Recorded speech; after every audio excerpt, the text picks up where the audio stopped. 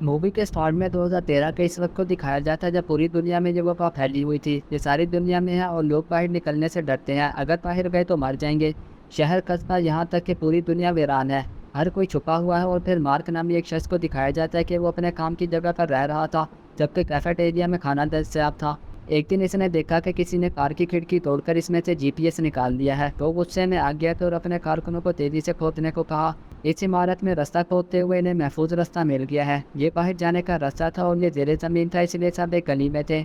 Mark को एक अजीब चीज़ नज़र आती है कि जीपीएस इसके बॉस के बैग में है। मार्क अपने बॉस का पीछा करते हैं और इससे इसके बारे में पूछता है और इसका बॉस कहता है कि ठीक है, मैं तुम्हें बता दूंगा, लेकिन इस शर्त पर कि तुम ये बात किसी को नहीं बताओगे। मार्क को याद है जब वो अपने बॉस से मिला था और याद है जब इसने अपने बॉस के साथ काम करना शुरू किया था तो इसका बॉस सबके साथ गुस्से से पेश आता था।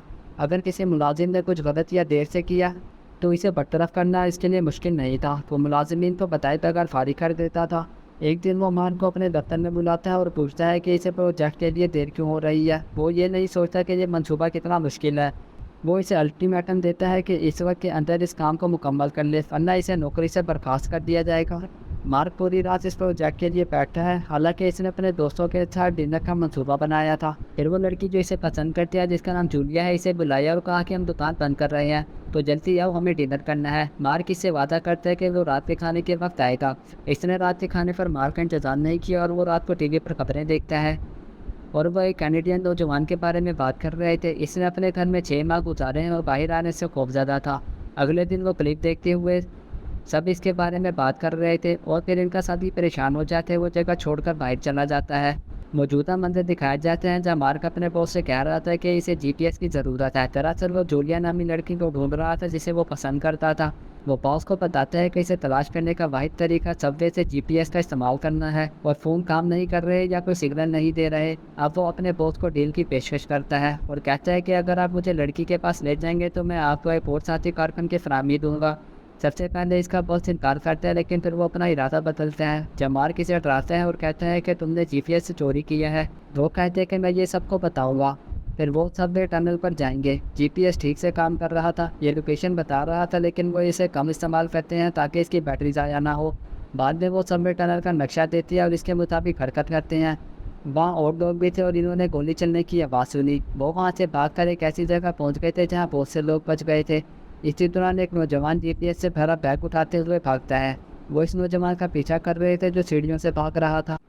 नौजवान एक ऐसे इलाके में पहुंच जाते हैं जहां वो दूसरों से मिल जाता है। नौजवान का साथी जहां इन्हें खौफजदा करने के लिए अपनी बंदूक दिखाता है। मार्क और इसका बाद घुटनों के बल टूट जाता है। नौजवान और इसका साथी बैग खोलकर खुश हो गए थे। रोशनी चली जाती है और मार्क और इसके बॉस को इससे मौका मिलता है और इसका बॉस इन पर छलांग लगाते हैं और इनसे बंदूक छीनने की कोशिश करता है। मार्क भी नौजवान से निपटता है और इससे जीपीएस वो जीपीएस को वापस लेते हुए ज़मीन पर गिरते हैं और इसकी स्क्रीन पर शगाफ पड़ गया था। मार्क छुप जाते हैं और इसके बॉस इसे बंदूक लेते हुए आदमी को ख़त्म करता है। मार्क और इसके बॉस रनवे पर जाते हैं और भीड़ में छुप जाते हैं ताकि वो इन्हें तलाश ना कर सकें।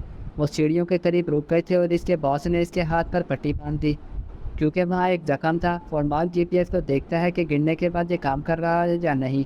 ये काम कर रहा था और वो पूछता कि वो कहता है कि खुदा का शुक्र है ये काम कर रहा है। मार्क अपने बॉस के पास वो बंदूक देखता है जो इसने डाकू से ली थी और सोचता है कि शायद इसका बॉस अपने ऐप से पीछे रहेगा, लेकिन इसका बॉस कहता है कि मैं ऐसा नहीं करूँगा।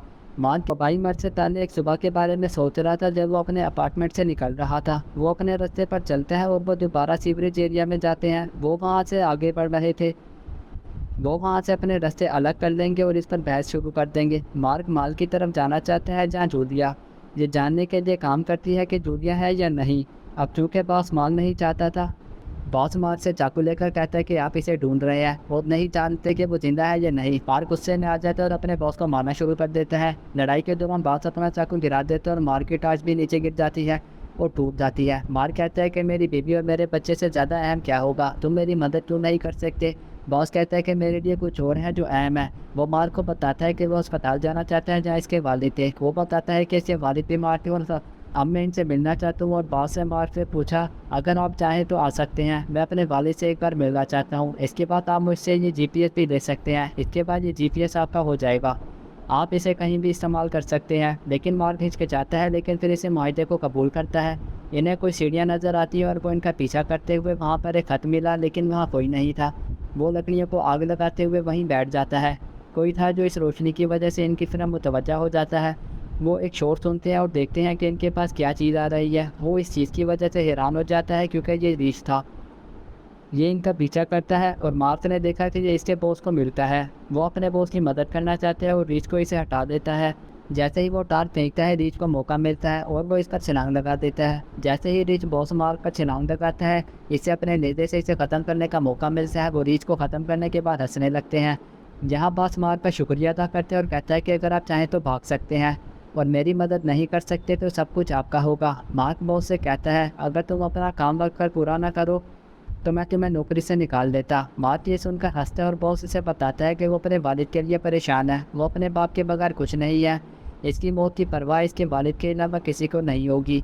इसका कहना है कि वो अपने वालिद से मिलना चाहता है और इनसे बात करना चाहता है। मार्क अपने बॉस को बताता है कि इसकी ज़िंदगी में भी मुश्किलात हैं। वो बच्चों से नहीं डरता था, लेकिन वो इनकी जिम्मेदारी कबूल करने की अपनी सलाहियत के बारे में फ़िक्रमंद था। बाद में इन्हें दोबारा सीवरेज एरिया में दिखाया जाता है। वो एक ऐसे ख़ानदान से मिलते हैं जो मुखालिफ सिंध से आ रहा था।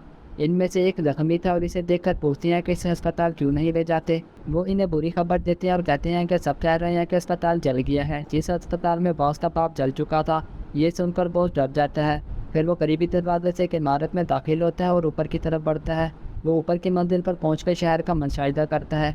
इसने अपनी माँ को बताया कि वो सुपरमार्केट में जूलिया के साथ फंस गई है। वो फ़ौरन सुपरमार्केट गया लेकिन वहाँ दाखिल ना हो सका। नकली रास्ता बंद कर दिया गया था ताकि लोग खाना चोरी ना करें। बाजार के मुहाफिज इसे अंदर आने से डराता है, लेकिन मार्क इसे जूलिया की तस्वीर दिखाता है। इसने इसे अपने अपार्टमेंट से लिया है और कहा है कि वो गार्ड के साथ कोई परेशानी नहीं चाहता। वो सिर्फ इस लड़की की तलाश में यहाँ पर आया है। अब इनमें से एक ये जानने के लिए अंदर दाखिल हुआ कि जूलिया अंदर है या नहीं। मार्क इस शख्स के वापस आने का इंतज़ार कर रहा था। मार्क ने इनको नज़रअंदाज किया था और वो मार्केट के अंदर चले जाते हैं। जब इन्हें मौका मिलता है, जब मार्क आदमी से बात करता है, मार्क ये देख रहा था और बाज़ार के अंदर चला गया था और जूलिया की दोस्त एंड्रिया से मिलता है। वो कहती है कि वो भी काफ़ी अरसे से इसे नहीं मिली थी और आखिर बार इससे मुलाकात हुई थी जब वो डॉक्टर के पास गई थी। वो जूलिया को देखकर और आगे बढ़ते हुए खुद को हौसला देता है, लेकिन फिर वो आंखें बंद कर लेता है और जब वो आंखें खोलता है तो अपने सामने जूलिया का चेहरा पाता है। इसका मतलब है कि वो सड़क पार कर चुका है और अब वो जूलिया के साथ था। वो एक दूसरे को देखकर पूछते हैं और इस इमारत में अपनी नई ज़िंदगी शुरू कर रहे थे। इनका बच्चा भी कोई देर बाद दिखाया जाता है।